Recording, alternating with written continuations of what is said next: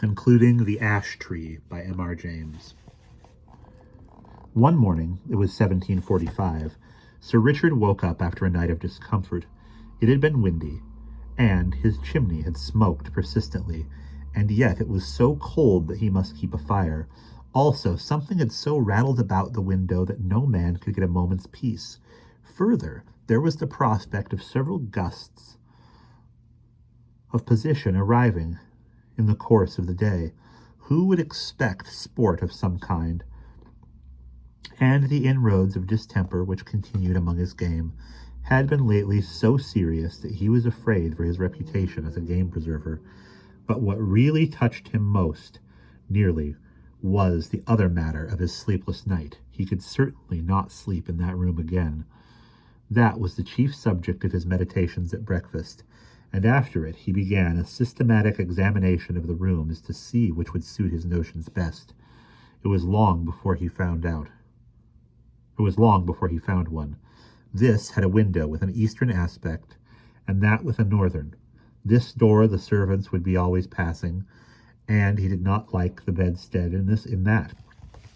No, he must have a room with a western lookout, so that the sun could not wake him early, and it must be out of the way of the business of the house.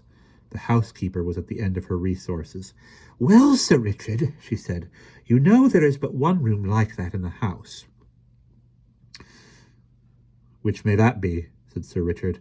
"And that is Sir Matthew's, the west chamber." "Well, put me in there, for there I'll lie tonight," said her master. "Which way is it?" "Here, to be sure," and he hurried off. "Oh, Sir Richard, but no one has slept there these 40 years. The air has hardly been changed since Sir Matthew died there." Thus she spoke, and rustled after him. "Come, open the door, Mrs. Chiddock. I'll see the chamber at least." So it was opened, and indeed the smell was very close and earthy. Sir Richard crossed to the window, and impatiently, for it was his wont, threw the shutters back and flung open the casement. For this end of the house was the one which the alterations had barely touched, grown up as it was with the great ash tree, and being otherwise concealed from view. "Air it, Mrs. Chaddock, all to-day, and move my bed furniture in it in the afternoon.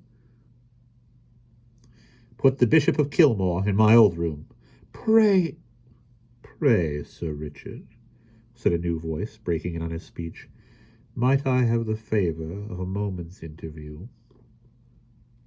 Sir Richard turned round and saw a man in black in the doorway, who bowed. "I must ask your indulgence for this intrusion, Sir Richard. You will perhaps hardly remember me. My name is William Crome, and my grandfather was vicar here in your grandfather's time." "Well, sir," said Sir Richard, "the name of Crome is always a passport to Castringham. I am glad to renew a friendship of 2 generations' standing. In what can I serve you? For your hour of calling, and I do not mistake you, your bearing shows you to be in some haste." "That is no more than the truth, sir. I am riding from Norwich to Bury St. Edmunds with what haste I can make, and I have called in on my way to leave with you some papers which we have but just come upon in looking over what my grandfather left at his death. It is thought you may find some matters of family interest in them." "You are mighty obliging, Mr. Crome, and if you will be so good as to follow me to the parlour and drink a glass of wine, we will take a first look at these same papers together. And you, Mrs. Chiddock, as I said, be about airing this chamber." "Yes." "Is it here my grandfather died?" "Yes, the tree perhaps does make the place a little dampish." "No, I do not wish to listen to any more. Make no difficulties, I beg. You have your orders. Go. Will you follow me, sir?"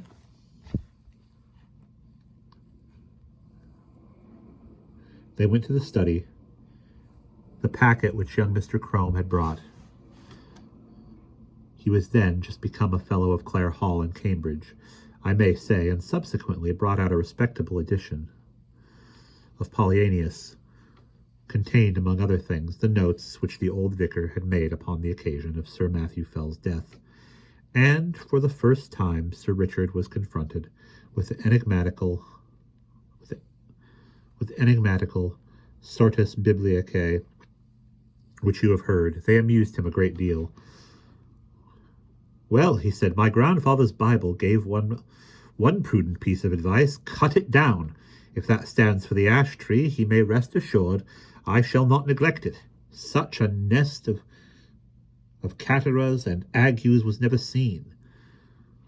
The parlor contained the family books, which, pending the arrival of a collection which Sir Richard had made in Italy, and the building of a proper room to receive them, were not many in number. Sir Richard looked up from the paper to the bookcase. I wonder, says he, whether the old prophet is there yet. I fancy I see him. Crossing the room, he took out a dumpy Bible, which, sure enough, bore on the flyleaf the inscription, To Matthew Fell, from his loving godmother, Anne Addilus, 2 September 1659. It would be no bad plan to test him again, Mr. Crome. I will wager we get a couple of names in the chronicles. What have we here? Thou shalt seek me in the morning, and I shall not be. Well, well. Your grandfather would have made a fine omen of that, eh? No more prophets for me. They are all in a tale. And now, Mr. Crome, I am infinitely obliged to you for your packet. You will, I fear, be impatient to get on. Pray allow me another glass. So, with offers of hospitality, which were genuinely meant, for Sir Richard thought well of the young man's address and manner, they parted. In the afternoon came the guests, the Bishop of Kilmore, Lady Mary Hervey, Sir William Kentfield, etc., dinner at 5, wine, cards, supper, and dispersal to bed. The next morning Sir Richard disclaimed to take his gun with the rest. His talks with the Bishop of Kilmore, this prelate, unlike a good many of the Irish bishops of his day, had visited his see, and, indeed, resided there some considerable time. This morning, as the two were walking along the terrace and talking over the alterations and improvements in the house, the bishop said, pointing to the window of the west room, You could never get one of my Irish flock to occupy that room, Sir Richard. Why is that, my lord? It is, in fact, my own. Well, our Irish peasantry will always have it that it brings the worst luck to sleep near an ash tree, and you have a fine growth of ash not 2 yards from your chamber window. Perhaps, the bishop went on with a smile, it has given you a touch of its quality already, for you do not seem, as I may say it, so much the fresher for your night's rest as your friends would like to see you. That, or something else, it is true, cost me my sleep from 12 to 4, my lord, but the tree is to come down tomorrow, so I shall not hear much more from it. I applaud your determination. It can hardly be wholesome to have the air you breathe stained, as it were, through all that leafage. Your lordship is right there, I think. But I had my window open last night. It was rather the noise that went on, no doubt from the twigs sweeping the glass. But I had not my window open last night. It was rather the noise that went on, no doubt from the twigs sweeping the glass, that kept me open-eyed. I think that can hardly be, Sir Richard. Here, you see from this point, none of the nearest branches can even touch your casement, unless there were a gale, and there was none of that last night. They missed the panes by a foot. No, sir, true. Then what then will it be, I wonder, that scratched and rustled so, aye, and covered the dust on my sill with lines and marks? At last they agreed the rats must have come up through the ivy. That was the bishop's idea, and Sir Richard jumped at it. So the day passed quietly, and night came, and the party dispersed to their rooms and wished Sir Richard a better night. And now we are in his bedroom, with the light out and the squire in bed. The room is over the kitchen, and the night outside still and warm, so the window stands open. There is very little light about the bedstead, but there is a strange movement there. It seems as if Sir Richard were moving his head rapidly to and fro, with only the slightest possible sound. And now you would guess, so deceptive is the half-darkness, that he had several heads, round and brownish, which move back and forward, even as low as his chest. It is a horrible illusion. Is it nothing more? There, something drops off the bed with a soft plump, like a kitten, and is out of the window in a flash. Another 4. After that, there is quiet again. Thou shalt seek me in the morning, and I shall not be. As with Sir Matthew, so with Sir Richard, dead and black in his bed. A pale and silent party of guests and servants gathered under the window when the news was known. Italian poisoners, popish emissaries, infected air. All these and more guesses were hazarded, and the Bishop of Kilmore looked at the tree, in the fork of whose lower boughs a white tomcat was crouching, looking down the hollow which years had gnawed in the trunk. It was watching something inside the tree with great interest. Suddenly it got up and craned over the hole. Then a bit of the edge on which it stood gave way, and it went slithering in. Everyone looked up at the noise of the fall. It is known to most of us that a cat can cry, but few of us have heard, I hope, such a yell as came from the trunk of the great ash. Two or three screams there were. The witnesses are not sure which, and then a slight and muffled noise of some commotion or struggling was all that came. But Lady Mary Hervey fainted outright, and the housekeeper stopped her ears and fled till she fell on the terrace. The Bishop of Kilmore and Sir William Kentfield stayed, yet even they were daunted, though it was only at the cry of a cat. And Sir William swallowed once or twice before he could say, "There is something more than we know of in that tree, my lord. I am for an instant search." And this was agreed upon. A ladder was brought, and one of the gardeners went up, and, looking down the hollow, could detect nothing but a few dim indications of something moving. They got a lantern and let it down by a rope.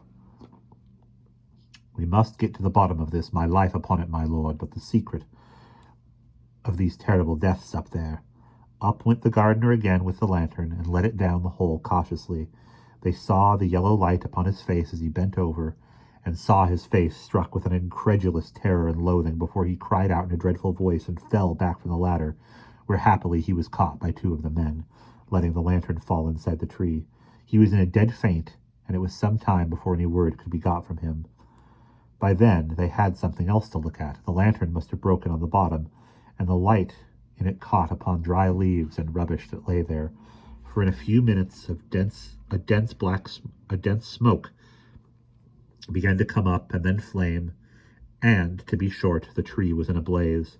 The bystanders made a ring at some yards' distance, and Sir William and the bishop sent men to get what weapons and tools they could, for clearly whatever might be using the tree as its lair would be forced out by the fire. So it was. First at the fork they saw a round body covered with fur the size of a man's head appear very suddenly, and then seem to collapse and fall back. Thus 5 or 6 times. Then a similar ball leapt into the air and fell on the grass, where after a moment it lay still. The bishop went as near as he dared to it, and saw what but the remains of an enormous spider, venomous and seared. And, as the fire burned lower down, more terrible bodies like this began to break out from the trunk, and it was seen that they were covered with grayish hair. All that day the ash burned, and until it fell to pieces the men stood about it, and from time to time killed the brutes as they darted out.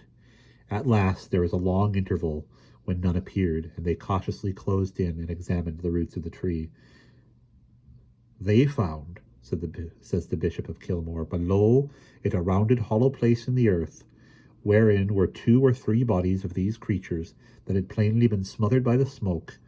And what is to me more curious, at the side of this den, against the wall, was crouching the anatomy of a skeleton of a human being, with the skin dried upon the bones, having some remains of black hair, which was pronounced by those that examined it to be undoubtedly the body of a woman, and clearly dead for a period of 50 years.